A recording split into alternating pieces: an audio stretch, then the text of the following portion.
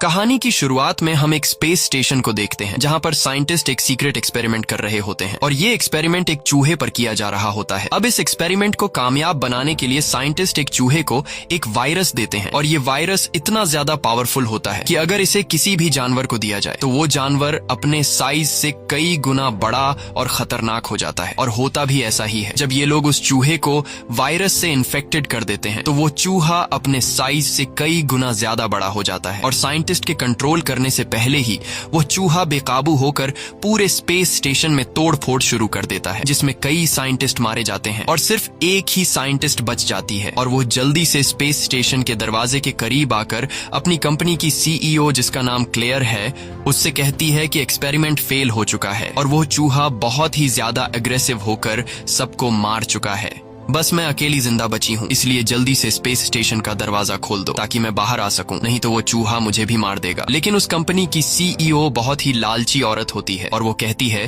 कि मैं space station का दरवाजा तभी खोलूंगी जब तुम अपने साथ उस वायरस के सैंपल को लेकर आओ जिस पर अभी एक्सपेरिमेंट चल रहा था। अगर तुमने मेरी बात नहीं मानी तो मैं तुम्हारे लिए दरवाजा नहीं खोलूंगी और तुम यहीं पर मारी जाओगी। अब न चाहते हुए वो साइंटिस्ट अपनी जान खतरे में डालकर वापस जाकर उस वायरस के 3 बॉक्स ले लेती है और वायरस लेने के बाद कंपनी की सीईओ वादे के मुताबिक उसके लिए दरवाजा खोल देती है, जिसके बाद वो साइंटिस्ट जल्दी से एक दूसरे छोटे से स्पेस स्टेशन में बैठ जाती है। यहाँ वो साइंटिस्ट देखती है कि वो चूहा साइज में काफी बड़ा हो चुका है और अब वो चूहा साइंटिस्ट को मारने के लिए स्पेस स्टेशन का शीशा तोड़ने लगता है। लेकिन इससे पहले कि वो शीशा तोड़ पाता, साइंटिस्ट अपने छोटे से स्पेस स्टेशन को इस बड़े स्पेस स्टेशन से अलग करके जमीन की तरफ बढ़ने लगती है। लेकिन कुछ दूर आने के बाद हवा का प्रेशर ज्यादा होने की वजह से इस छोटे से स्पेस स्टेशन के शीशों में दरार आने लगती है और देखते ही देखते वो स्टेशन ब्लास्ट हो जाता है, जिसमें वो साइंटिस्ट मारी जाती है और जो वायरस के 3 बॉक्स होते हैं वो तेज स्पीड से जमीन की तरफ गिरने लगते हैं, जिसमें से एक कैप्सूल जंगल में गिरता है, जहाँ एक भेड़िया जब उस कैप्सूल के करीब आता है तो उस कैप्सूल में से निकलने वाली गैस से वह भेड़िया इन्फेक्टेड हो जाता है। दूसरा कैप्सूल समंदर के पानी में जाकर गिरता है, जिससे एक क्रोकोडाइल इन्फेक्टेड हो जाता है और तीसरा कैप्सूल एक जू में गिरता है, जहां एक व्हाइट गोरिल्ला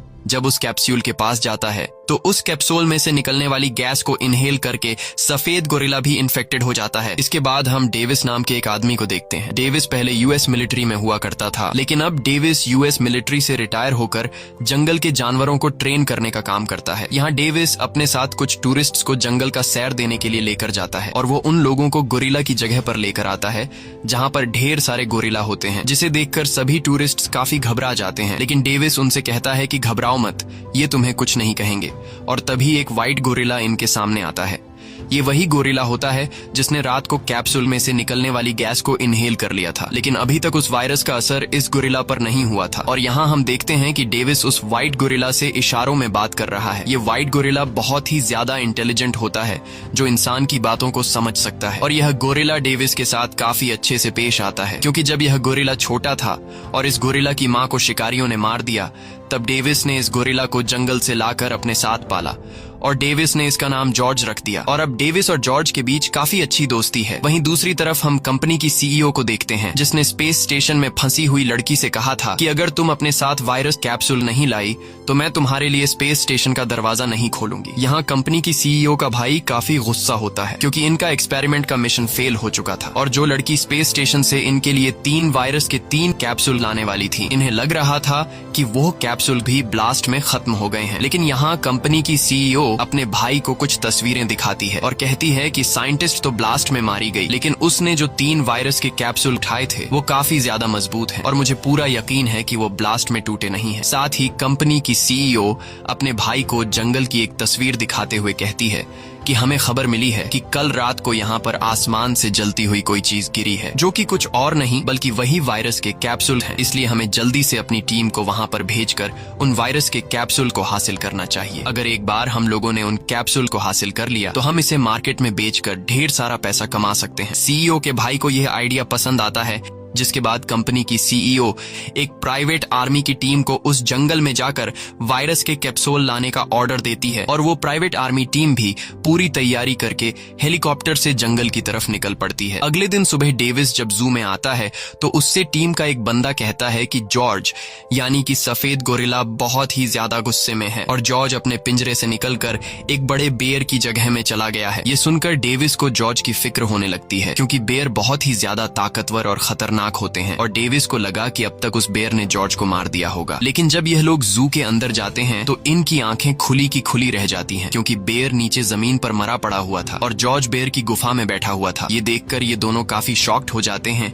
कि आखिर जॉर्ज इतना पावरफुल कैसे हुआ। पर हमें तो पता है कि अब जॉर्ज पर उस वायरस का असर होने लगा है, लेकिन इस बात की खबर डेविस को बिल्कुल नहीं होती। अब यहाँ डेविस धीरे से जॉर्ज के पास जाता है और उससे पूछता है कि तुमने इसे क्यों मारा। तब जॉर्ज बताता है कि पहले उसने मुझ पर हमला किया इसीलिए मैंने उसे मार दिया। अब यहाँ जॉर्ज जब गुफा से बाहर आता है तो डेविस उसे देखकर शॉक हो जाता है क्योंकि उसका साइज काफी ज्यादा बढ़ चुका होता है। साथ ही डेविस देखता है कि अब जॉर्ज का बिहेवियर काफी बदल चुका है और जॉर्ज अब पहले की तरह उसकी बात भी नहीं मान रहा था। यह देखकर डेविस समझ जाता है कि जॉर्ज की बॉडी में कुछ बदलाव हो रहा है और तभी वॉकी टॉकी पर टीम वाले डेविस को गोरिल्ला एरिया में बुलाते हैं जहाँ पर सभी गोरिल्ला रहते हैं। और जब डेविस उस जगह पर पहुंचता है तो टीम का एक बंदा डेविस से कहता है कि हमें यहाँ पर ये कैप्सूल मिला है। ये वही कैप्सूल होता है जिसे कल रात जॉर्ज ने इनहेल कर लिया था।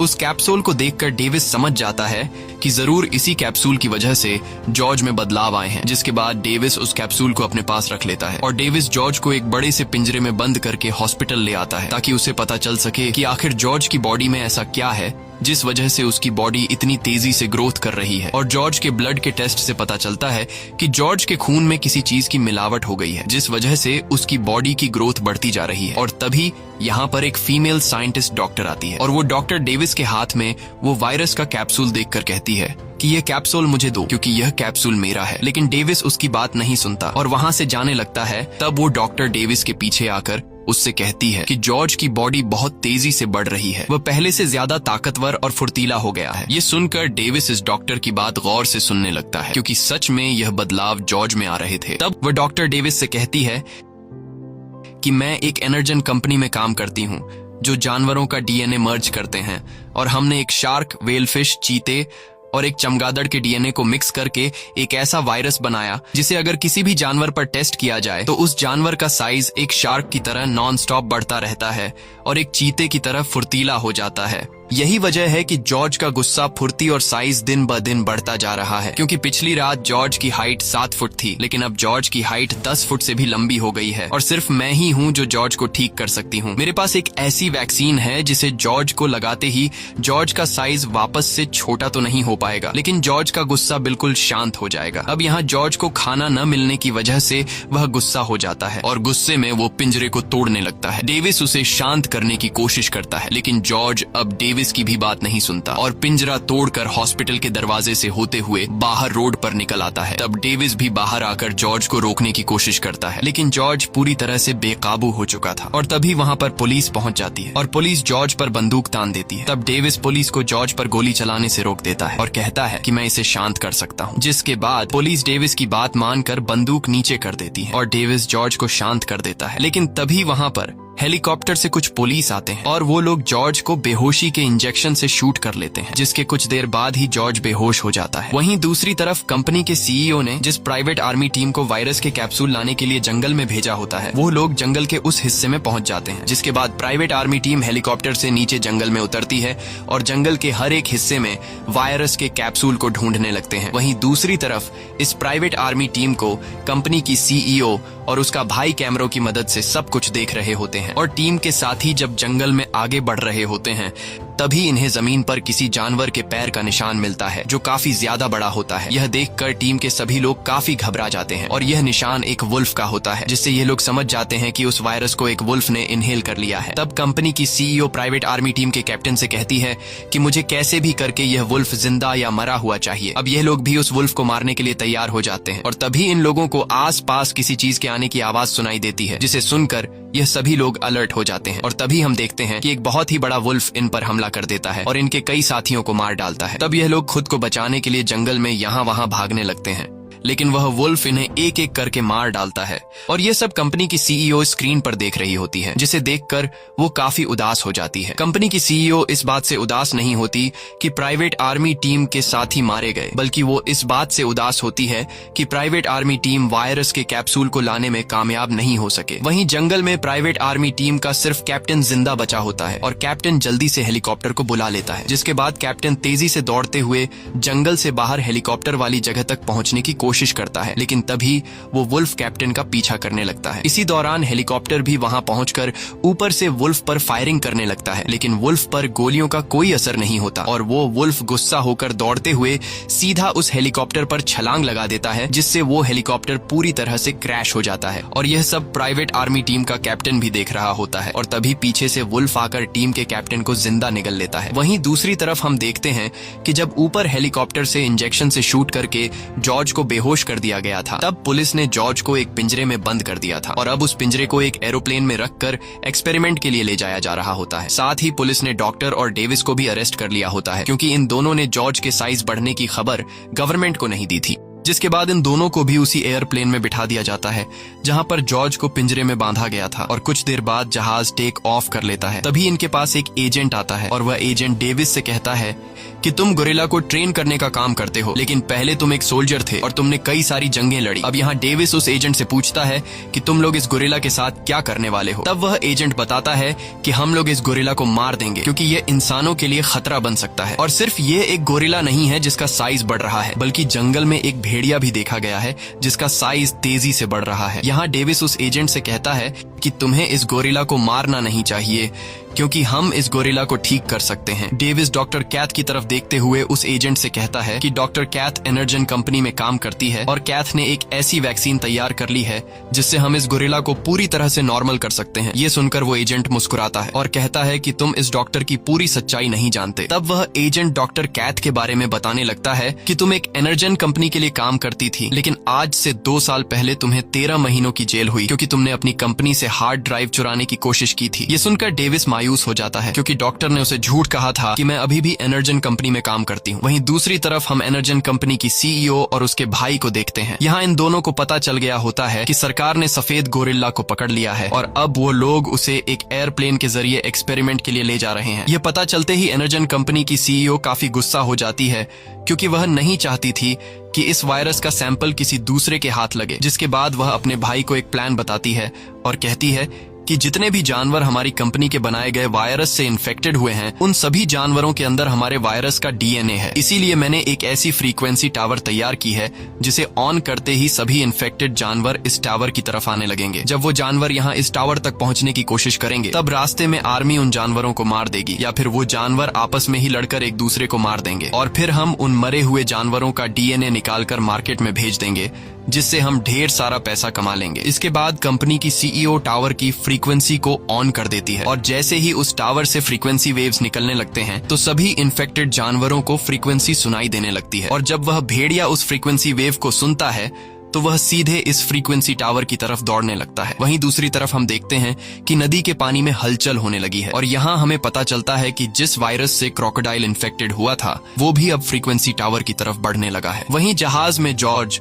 जो बेहोशी की हालत में पड़ा होता है, उसे भी सिग्नल सुनाई देते हैं और टावर के फ्रीक्वेंसी सिग्नल को सुनते ही जॉर्ज होश में आ जाता है और बहुत ही ज्यादा एग्रेसिव होकर पिंजरा तोड़ देता है। जिसके बाद वह पूरे जहाज में तोड़फोड़ शुरू कर देता है और एक एक करके जहाज में मौजूद लोगों को मारने लगता है। अब यहाँ वह एजेंट बंदूक से जॉर्ज को शूट करने लगता है, लेकिन तभी उसकी बंदूक में गोलियां खत्म हो जाती हैं और जॉर्ज गुस्से में आकर उस एजेंट को मारने ही वाला होता है कि तभी डेविस जॉर्ज को शांत करता है और एजेंट को छोड़ने के लिए कहता है। अब यहाँ जॉर्ज डेविस की बात को मानते हुए एजेंट को नहीं मारता, लेकिन तभी पीछे से एक गार्ड आकर जॉर्ज पर गोलियां चलाने लगता है, जिसमें से एक गोली एयरप्लेन में पड़े डायनामाइट पर लग जाती है और जहाज के पिछले हिस्से में एक जोरदार ब्लास्ट हो जाता है, जिससे जहाज तेजी से नीचे जमीन की तरफ जाने लगता है। अब ये लोग समझ जाते हैं कि अगर हम लोग जहाज में रहे तो हम जिंदा नहीं बच पाएंगे, इसलिए डेविस और डॉक्टर केट पैराशूट पहनकर जहाज से कूद जाते हैं और साथ ही बेहोशी की हालत में डेविस ने उस एजेंट को भी पैराशूट पहना दिया होता है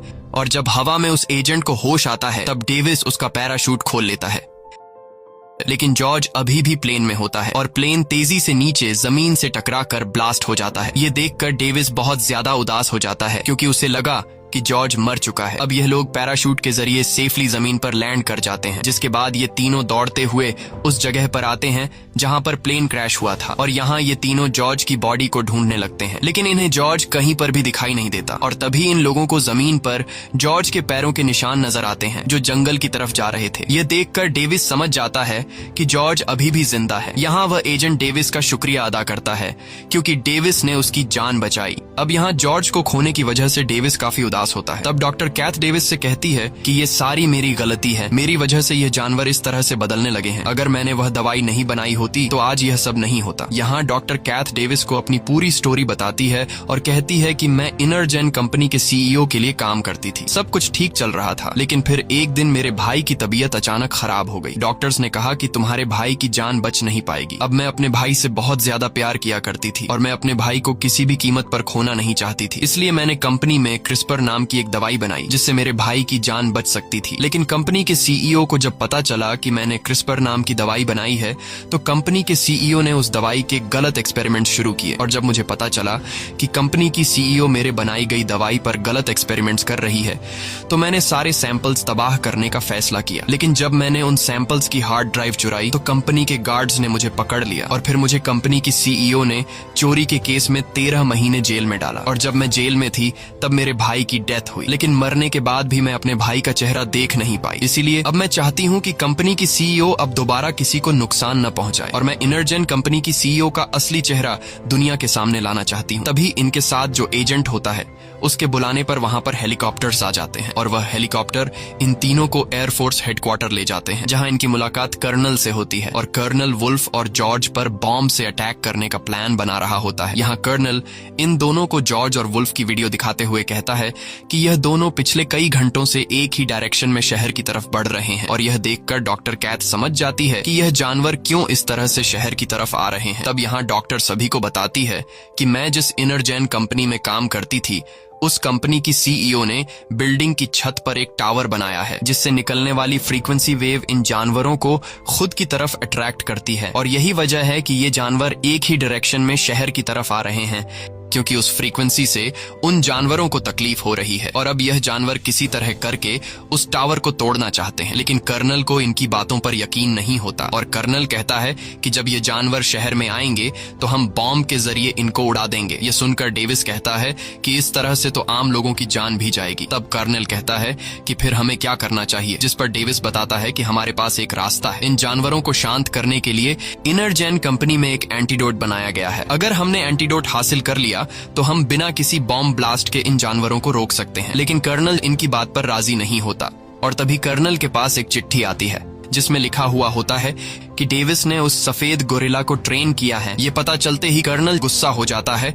और इन दोनों को इन्वेस्टिगेशन के लिए अरेस्ट करवा लेता है। अब यहाँ ये दोनों समझ जाते हैं कि हमें किसी तरह करके एंटीडोट लाना होगा, नहीं तो जानवर पूरे शहर को तबाह कर देंगे। इसलिए ये दोनों खुद को छुड़ाकर वहाँ से भागने लगते हैं, लेकिन तभी 2 सोल्जर इन दोनों को देख लेते हैं और वो इनको पकड़ने के लिए इनके पीछे आ जाते हैं। तब यहाँ डेविस इन दोनों सोल्जर को बेहोश कर देता है। अब एंटीडोट हासिल करने के लिए इनको एक हेलीकॉप्टर की जरूरत थी, इसलिए ये लोग आर्मी का हेलीकॉप्टर चुराने का फैसला करते हैं। लेकिन जैसे ही ये लोग हेलीकॉप्टर के पास पहुंचते हैं तभी पीछे से वही एजेंट आ जाता है। डेविस को लगा कि ये हमें रोकने आया है, लेकिन यहाँ वह एजेंट इनको हेलीकॉप्टर की चाबी पकड़ा देता है और कहता है कि कर्नल कभी भी उन जानवरों को नहीं रोक सकता, क्योंकि मुझे पता है कि जब हमने जॉर्ज को जहाज के अंदर पिंजरे में बंद किया था तो उसने कितनी बड़ी तबाही मचा दी थी। लेकिन ये बात कर्नल को समझ नहीं आएगी। इसके बाद ये दोनों हेलीकॉप्टर लेकर इनरजेन कंपनी की तरफ निकल पड़ते हैं।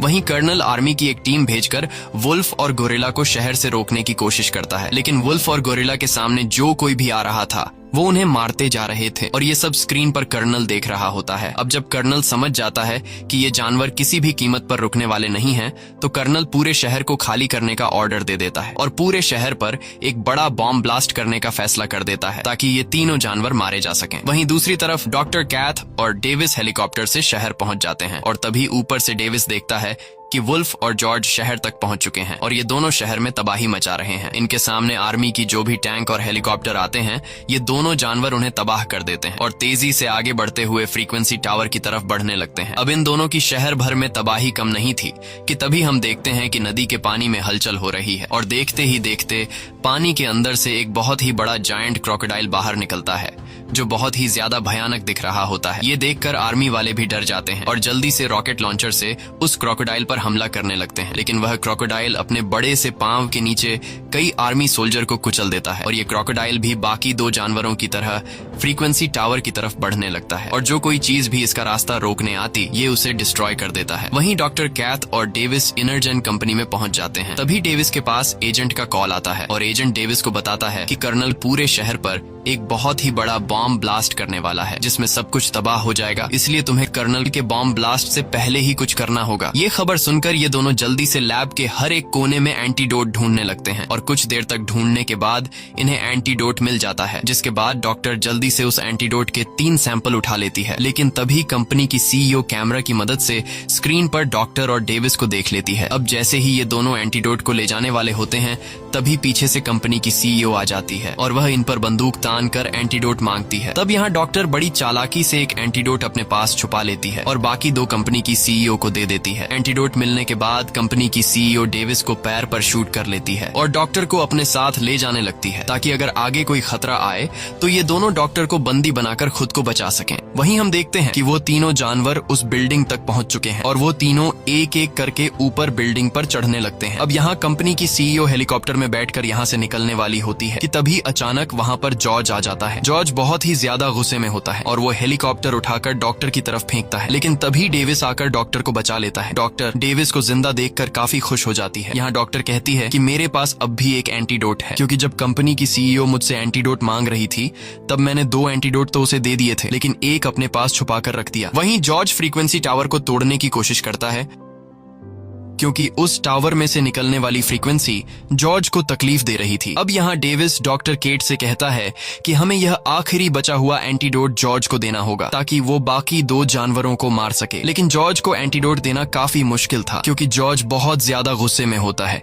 इसलिए डेविस अब सोच रहा होता है कि हम जॉर्ज को एंटीडोट कैसे दें, और तभी वहां पर कंपनी की सीईओ आ जाती है, जिसे देखकर डेविस के दिमाग में एक आइडिया आ जाता है और डेविस चिल्लाकर जॉर्ज को पुकारता है। डेविस की आवाज सुनकर जॉर्ज जंप करते हुए वहां पर आ जाता है और जोर से चिल्लाने लगता है। अब यहाँ कंपनी की सीईओ का ध्यान जॉर्ज की तरफ चला जाता है और मौके का फायदा उठाते हुए डॉक्टर के पास जो आखिरी एंटीडोट बचा हुआ था वो एंटीडोट डॉक्टर सीईओ के बैग में डाल देती है और उसे धक्का देकर जॉर्ज की तरफ धकेल देती है, जिसके बाद जॉर्ज कंपनी की सीईओ को पकड़कर जिंदा निकल जाता है और साथ ही वो एंटीडोट भी जॉर्ज के पेट में चला जाता है। अब यहाँ डेविस डॉक्टर से पूछता है कि यह एंटीडोट कितनी देर में असर दिखाएगा, जिस पर वो डॉक्टर कहती है कि एंटीडोट को असर दिखाने में 10 मिनट लगेंगे। वहीं सीईओ का भाई भाग रहा होता है, तभी उसके सामने वो एजेंट आता है और एजेंट सीईओ के भाई से कहता है कि मैं तुम्हें बिना गिरफ्तार किए यहाँ से जाने दे सकता हूँ, लेकिन इसके लिए तुम्हें मुझे अपना लैपटॉप और जो सीक्रेट एक्सपेरिमेंट तुम और तुम्हारी बहन कर रहे थे उसकी सारी फाइल्स मुझे देनी होंगी। सीईओ का भाई काफी ज्यादा डरपोक होता है, वो सारी डॉक्यूमेंट्स और फाइल्स एजेंट को देकर वहाँ से जाने लगता है, लेकिन जैसे ही वो गेट के बाहर निकलता है तभी ऊपर से बिल्डिंग का मलबा उस पर गिरता है, जिसके नीचे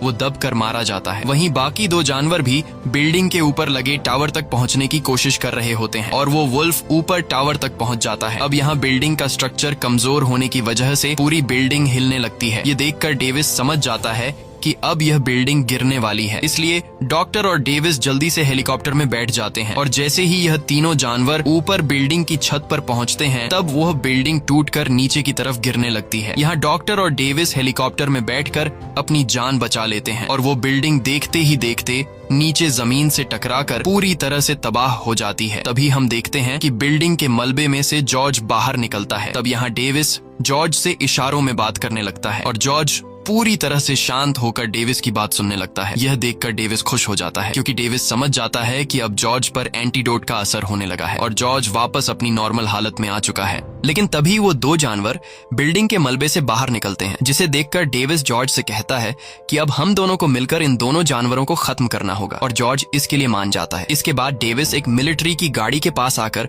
उससे एक गन और कुछ बॉम्ब उठा लेता है। साथ ही वो डॉक्टर से कहता है कि तुम कर्नल के पास जाकर उसे शहर पर बॉम्ब ब्लास्ट करने से रोको। इसके बाद डेविस, जो कि पहले मिलिट्री में रह चुका था, जॉर्ज के साथ मिलकर क्रोकोडाइल और वुल्फ से लड़ने के लिए जाता है और उन पर हमला कर देता है, लेकिन वह क्रोकोडाइल बहुत ही ज्यादा ताकतवर होता है। साथ ही वुल्फ भी क्रोकोडाइल के साथ मिलकर जॉर्ज से लड़ने लगता है और वो क्रोकोडाइल जॉर्ज को उठाकर सामने की बिल्डिंग पर दे मारता है, लेकिन जॉर्ज हार नहीं मानता और वो वुल्फ को पकड़कर दूर फेंक देता है। अब जब वुल्फ जॉर्ज पर हमला करने के लिए बढ़ रहा होता है, तब डेविस वुल्फ को गोलियों से शूट करके उसे अपनी तरफ अट्रैक्ट कर लेता है और वो वुल्फ जैसे ही डेविस पर हमला करने वाला होता है, तब डेविस जल्दी से सामने से हट जाता है और वो बड़ा क्रोकोडाइल वुल्फ को पकड़कर एक ही झटके में मार देता है। अब जॉर्ज और डेविस का काम आसान हो चुका था क्योंकि वुल्फ मारा जा चुका था। बस अब सिर्फ इनको क्रोकोडाइल को मारना था, लेकिन वो क्रोकोडाइल इतना ज्यादा ताकतवर होता है कि वो अकेला ही इन दोनों पर भारी होता है। अब यहाँ क्रोकोडाइल और जॉर्ज के बीच फाइट शुरू हो जाती है और डेविस उस क्रोकोडाइल को गोलियों से शूट करने लगता है, लेकिन क्रोकोडाइल की बॉडी पर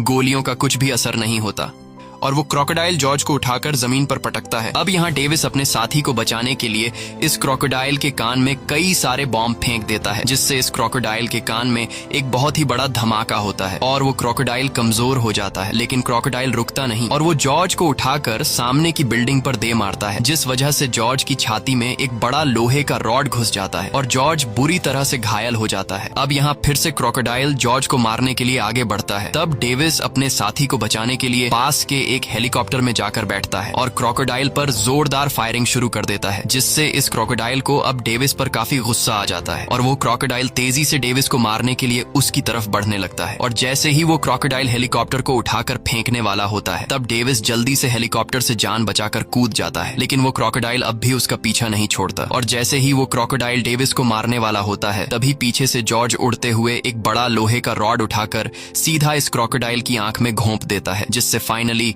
वो क्रोकोडाइल मारा जाता है। वहीं दूसरी तरफ कर्नल भी यह सब देख रहा होता है और कर्नल को जब पता चलता है कि क्रोकोडाइल मारा जा चुका है, तो वो अपने फाइटर जेट्स को वापस बुलाकर बॉम्ब ब्लास्ट के मिशन को कैंसिल कर देता है। अब सब कुछ कंट्रोल में आ चुका था, लेकिन अब जॉर्ज बहुत ज्यादा घायल होने की वजह से एक साइड पर जाकर लेट जाता है और आखिरी बार डेविस के साथ दोस्ती का हाथ मिलाकर जॉर्ज की मौत हो जाती है। ये देखकर डेविस बहुत ज्यादा उदास हो जाता है क्योंकि जॉर्ज ने अपनी जान की बिना परवाह किए डेविस की जान बचाई। तभी वहाँ पर डॉक्टर केट और एजेंट भी आ जाते हैं और ये दोनों भी जॉर्ज की मौत से काफी उदास हो जाते हैं। अब जैसे ही डेविस और डॉक्टर वहाँ से जाने लगते हैं, तभी डेविस नोटिस करता है कि जॉर्ज ने अपना हाथ हिलाया है और जब डेविस पीछे मुड़कर जॉर्ज की तरफ देखता है, तो यहाँ पर जॉर्ज एक बहुत ही प्यारी सी हरकत करता है। जॉर्ज अपनी आंखें खोलता है और जैसे ही उसे पता चलता है कि ये लोग मुझे देख रहे हैं, तब वो फिर से अपनी आंखें बंद करके मरने का नाटक करने लगता है। ये देखकर डेविस मुस्कुराता है और कहता है कि मुझे पता है कि तुम ड्रामा कर रहे हो। ये सुनकर जॉर्ज अपनी आंखें खोल लेता है और डेविस पर हंसने लगता है। साथ ही वो डेविस का मजाक उड़ाते हुए कहता है कि जब तुम्हें पता चला कि मैं मर गया हूँ, तब तुम रो रहे थे। लेकिन डेविस इस बात को नहीं मानता और कहता है कि मैं तो नहीं रो रहा था। इसके बाद जॉर्ज डेविस से डॉक्टर केट के बारे में पूछता है कि ये कौन है। तब डेविस उसे कहता है कि ये मेरी दोस्त है। ये सुनकर जॉर्ज मुस्कुराता है और इस तरह का इशारा करता है। इसी के साथ ये कहानी खत्म हो जाती है। अगर आपको ये वीडियो अच्छी लगी हो तो हमारे चैनल को सब्सक्राइब और वीडियो को लाइक जरूर कीजिएगा।